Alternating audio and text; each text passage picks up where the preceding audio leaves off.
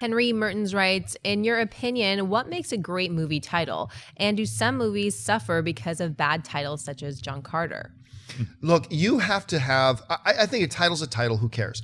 You have to have a really bad, stupid idea for a title for it to hurt your film. John Carter was one of those examples. One of the worst titles ever. Yeah. Like, why did you cut off From Mars? Yeah. The book is called The Princess of Mars. It's like, it's about a dude on Mars. It's like, that's the biggest part of the movie. It's like, it's not like Get Carter. It's not a, like, yeah. Go on. Sorry. Yeah, well, no, you're absolutely right. I mean, so to me, okay, what makes a good title? I think what makes a good title for me personally, and once again, like everything else in movies, this is going to be subjective. But what makes a good title for me is kind of the same thing that makes a good movie poster for me. Because, you know, you've heard me often say, what I like in a movie poster is, number one, if you get some really great, cool art, that's cool. But then another type of poster we like is when you can get one frame that kind of captures in one moment the essence of what the movie is. I like movie titles that do that. I like a movie title where I read the title and it's like, okay, I've got an idea about what this film is, where it's going. John Carter. It's a sci-fi fantasy about a guy who's magically teleported, well, not magic, but teleported to the planet of Mars where he has superhuman strength because of the gravity difference, meets all these alien races. What's the name of the movie? John Carter. Right. I mean, that just completely betrays anything about, that's why we were complaining yesterday about that one new sci-fi movie coming out with Amy Adams and Jeremy Renner. It's about aliens come to Earth. There's this linguist who has to go and try to figure out a way of communicating with a physicist guy coming along, and then what they find out is shocking. What's the name of it? Story of Your Life. Right. I thought you were going to say Out of the Office, because that's what I was thinking. I was like, yeah, what's that one called? Out of the Office. I can't even remember the title. Yeah, so I mean, that's what do you guys think about all that? I mean, I remember, I can't remember a lot of fervor for somebody really hating a movie title since Attack of the Clones. I think people, they heard that name got announced and people was like, what the hell are you doing? John Carter's a great example, because John Carter from Mars, the From Mars is the cool part. John Carter could be an insurance salesman down the street. Yes, that's, I really want to see that movie. I think that, and so I think a lot of times, I also like when movies are a little bit more vague, when you have a film like Focus or like Secretary, where you're like, what is that? I'm a little intrigued by that. I think the movie poster is more important, or the billboard. The first visual is more important than the title of the film. But yeah, don't make it bad. Let's go back to John Carter, the first visual poster that they had. Strange all red background, him like kind of weirdly backlit, and then a strange giant ape jumping in the background. You're like, John Carter. Like, what is this? What am I? If I didn't know anything about it, if I wasn't a super giant nerd who knew all about, like, yes, and then Harry Knowles and John Favreau worked for years to try to make John Carter of Mars. That failed, and then here's some development work from the guy who made the Captain, Planet with Jude Law. What was that weird, I'm Captain Adventure, Sky the black in the world of Sky Captain, Captain or whatever he was working on. But if I didn't know any of that, and I was just like, what's that poster? You might as well have called the movie Tuesday. Yeah, I might have seen it if it was called Tuesday. I actually eventually did see John Carter, but also Edge of Tomorrow just screams out, like, Edge of Tomorrow. That's a soap opera title. Yeah. That should have been like a Fabio dude with some chick blowing in the wind. Edge of Tomorrow. He'll take you to the edge of tomorrow. He will bring you to, or she will bring you to the edge of tomorrow. That's not an action with science Emily Blunt, fiction I kind of want to film. see that movie. Right. They can just remarket it or something, man. Yeah. So, I mean, yeah, titles do really have so much power. And then the movie poster, like we were talking about Bryan Singer's Uprising. Right. It's also called, the actual titles, I can't even remember now. It's like, The Moon is a harsh mistress. I think that's exactly it. Which I think is actually a pretty cool title if they had like a moon with like explosions coming off of it. And that title would be, what the hell is that? Question, weirdness, I'm going to go see it.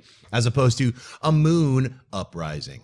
Be like, yeah, is that like a date to time change thing? Am I supposed to know about Uprising a kind of calendar? What's going on in the film? At least there's that. What about Moon Uprising? How about that, Singer? There's my suggestion. Should just add Moon in there, dude. No, I don't know. All right, what's next? Justin Ayoade writes, do you think Viola Davis will be as good in Suicide Squad as she was in Law Abiding Citizen? I'm actually kind of geeked out that somebody brought up Law Abiding Citizen. I did not like the last 15 minutes or so of that movie.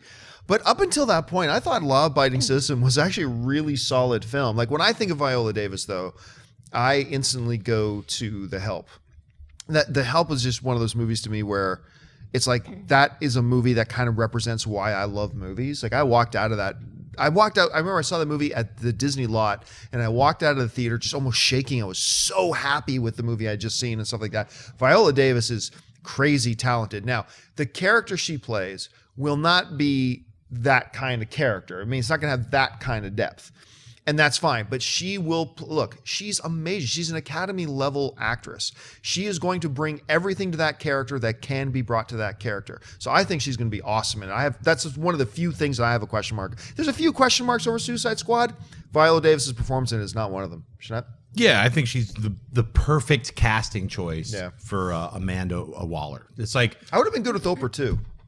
I would have been good with Oprah, but that Viola Davis, when her name started floating around, I was like, man, she's almost perfect. Yeah. I mean, literally, if you had to bring a comic book character out and put her into a real person, I think she personifies it a little bit more so than Oprah. So it's like, wow, I can't believe they lucked out, with getting her. And she's great. And I finally saw that TV show. It's all about like everybody's getting murdered and it's a weird mystery. I saw it. I can't remember what it's called. How to Get Away with Murder. There you go. And I watched like the last hour. I was like, man, this is kind of cool. Like I just saw the last hour, the cliffhanger that everyone's like, can you believe that they found him in the basement? I'm like, I don't know who it was, but maybe I'll watch it next season. Spoiler alert. Yeah, we hope you Spoiler. have that on your DVR. I mean, when in sports you talk about good locker room guys who are the glue of the team. This is what Viola Davis or what Oprah would have brought to that. When you see somebody cast like a Patrick Stewart or like a Morgan Freeman, is they ground the movie and it feels more real because they're on board. So less her character, more just her presence, I think, is a huge credit. She was actually my favorite part. Sorry, Gerard Butler. She was my favorite part of Law Abiding Citizen too. So I think that I think she's going to be great. All right, I think we got one more. We Are Entertained writes, will any of the new shows for Phase 3 have podcast versions? Yeah, the plan is right now, we mentioned this before, but the plan is right now that all the new shows, which by the way, the first new show of Phase 3, we actually shot AMC Rewind yesterday.